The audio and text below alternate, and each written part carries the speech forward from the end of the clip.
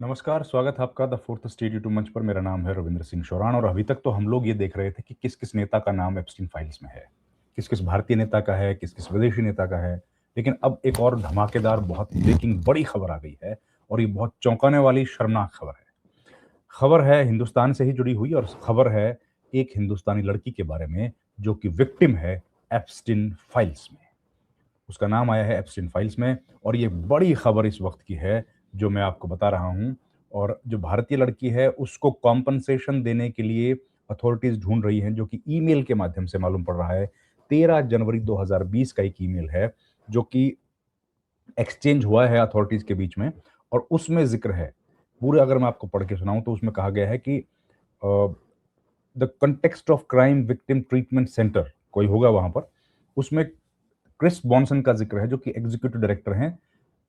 Answer the phone makes appointment, please let the girls know to use my name as a reference. उसका नाम है लेकिन उसमें नहीं बताया गया है।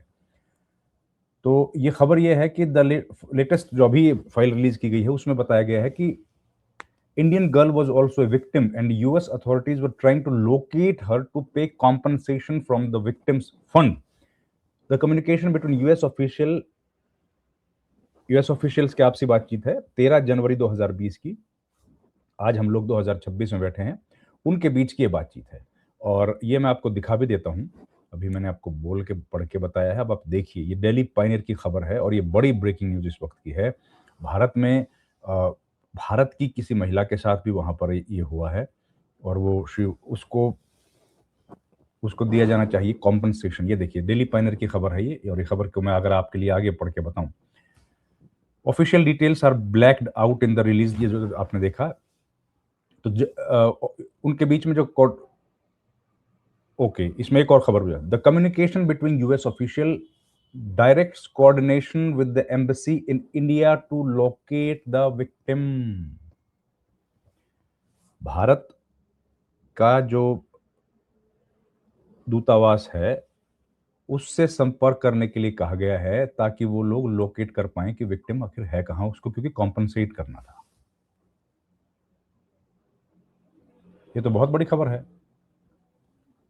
और इसका मतलब भारत सरकार की जानकारी में दे दी गई थी ये जानकारी। भारत अगर दूतावास को जानकारी दी है तो इसका मतलब भारत सरकार को दी है। तो ऑफिशियल डिटेल्स मैंने जैसे बताया ब्लैकआउट की गई है और उसमें लिखा गया है कि please have them complete an application and send it to me. I will forward them directly to the FBI paperwork for individuals in Florida. Please have the identified therapist contact me and we will request the 6 session to be covered. ये सब लिखा है। Last में लिखा हुआ है कि individual located in India, if you can get me her address and contact information, I will coordinate with our colleagues at the embassy here. Please call me if you have any additional questions.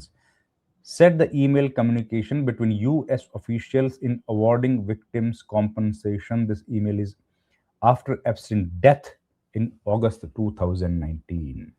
13 जनवरी 2020 का है। अगस्त में Epstein जो है वो मर चुका था 2019 में।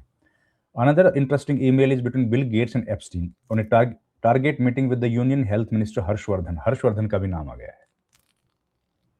एप्स्टीन और बिल गेट्स आपस में बात कर रहे हैं हर्षवर्धन से मुलाकात करने के लिए। द ईमेल जो है वो 5 जून का है। Is doctor Vardhan your target meeting in September 17 in India? Bill Gates ने पूछा, asks. One of the latest release email talks about Dilip Cherian जो कि पीआर कंपनी चलाते हैं। एप्स्टीन्स एसोसिएट गिनो you on April 2 asks him whether he is interested in meeting Cherian. Are you interested in meeting my friend Dilip? He, who is very influential in India. He is in Paris from April 3 to 6. Just sold advertising and PR company for 160 million USD. Said the communication between Gino Yu and Epstein. In other email dated June 10, 2018, one, it was good talking that with you this morning. As mentioned, the Indian headlines are both dated and false. Fake news before the term was coined. Fake news उस वक्त जमाने में बोल रहे थे। This matter fully vetted and cleared by the White House and the US Senate. ये देखिए कमाल की बात हो रही है। फिर से एक और ईमेल आपको पढ़ के बताता हूं, फिर इसका विश्लेषण करते हैं। जुलाई 8 2010 का, ए lady name is blacked out shares her flight experiences to Epstein about an elderly Indian touching her. I forget to tell you, there was an old man next to me on the plane who was drinking too much. He kept touching and talking to me and telling me how amazing I was. He fell asleep. सो गया बेचारा. And when he woke up, he put his arms around me and told me he loved me. I thought you were playing a joke on me, said the email. अब ये पता नहीं सच है झूठ है, कहानी है ये जो भी बताई जा रही है. इसमें कितना सच है कितना झूठ है तो जांच के बाद पता लगेगा. पर ये उस अखबार में जो लिखा है, जो इस तरह की हरकतें करता है उनमें से तो खैर बेचारा तो कोई नहीं हो सकता. ये तो इट्स वेरी सैड. तो ये पूरी कहानी है. ये खबर जो आई है बड़ी खबर है, ब्रेकिंग न्यूज़ है कि महिला हिंदुस्तान की है और उसका भी जिक्र इसमें किया गया है. पायनियर अखबार की खबर है और बड़ी ब्रेकिंग न्यूज़ इस वक्त की है कि आखिर ये जो घटनाक्रम है इसका अगर भारत सरकार को जानकारी दी गई थी तो वो जानकारी कब दी गई थी. ये जानकारी दी गई थी, इसके बाद भारत सरकार ने क्या इस पर कार्रवाई की और उस महिला को लोकेट करने की कोशिश की गई या नहीं की गई. अगर की गई तो ये महिला कौन है. देखिए, आप जानते हैं कि हम लोग दिलीप चेरियन का इसमें जिक्र आया है. अब इसका फॉलोअप नहीं मालूम है कि दिलीप चेरियन से मुलाकात हुई कि नहीं. दिलीप चेरियन आप जानते अगर होंगे तो पीआर, पब्लिक रिलेशंस का काम वो करते हैं, पीआर कंपनी उनकी है और उनका इसमें नाम आया है कि अप्रैल के किसी एक अप्रैल में कुछ दिन के लिए वो पेरिस में हैं और वहाँ पे अगर इफ दे वांट तो दे कैन मीट. तो देखिए कितनी हैरत अंगेज जानकारियां निकल के सामने आ रही हैं. लेकिन सरकार जो है वो तो खामोश है. भारत सरकार तो इस पर कुछ कह नहीं रही है.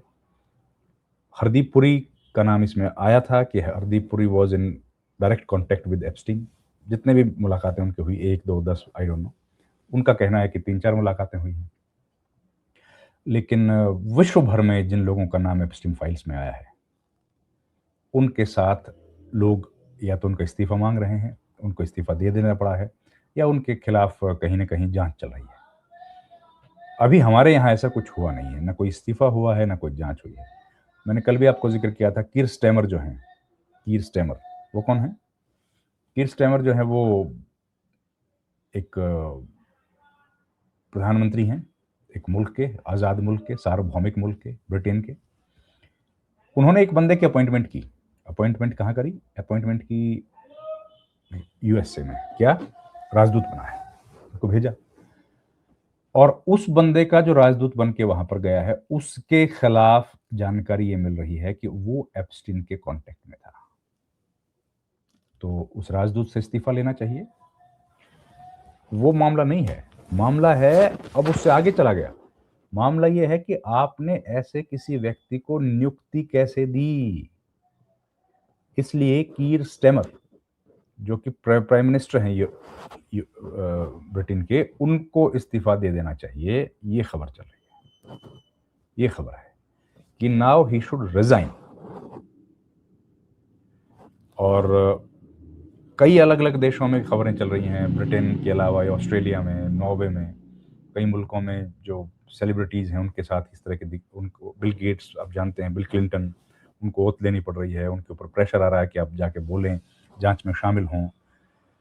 उनको जाना पड़ रहा है और नैतिकता का तकाजा ये कहता है कि उनको जाना पड़ रहा है. लेकिन भारत में अभी ऐसा कुछ है नहीं.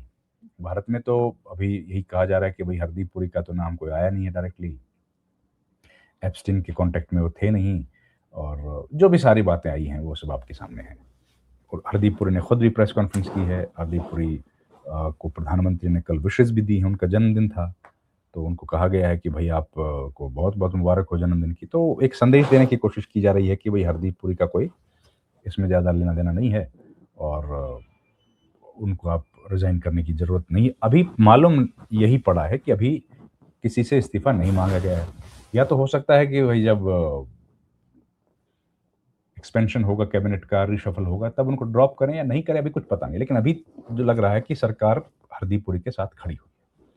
तो ये जो नए जानकारी आई हैं इसमें क्या सरकार बताएगी कि विक्टिम कौन थी, या उनको क्या कॉम्पनसेशन दिया गया, या भारत सरकार ने उसमें क्या सहयोग दिया, शायद ये भी जानकारी लगेगी. इस वीडियो में इतना ही. और 2020 का है ये ईमेल. गोपी कृष्णन की रिपोर्ट है। जय गोपी कृष्णन। आपका बहुत-बहुत धन्यवाद। Thank you very much. नमस्कार।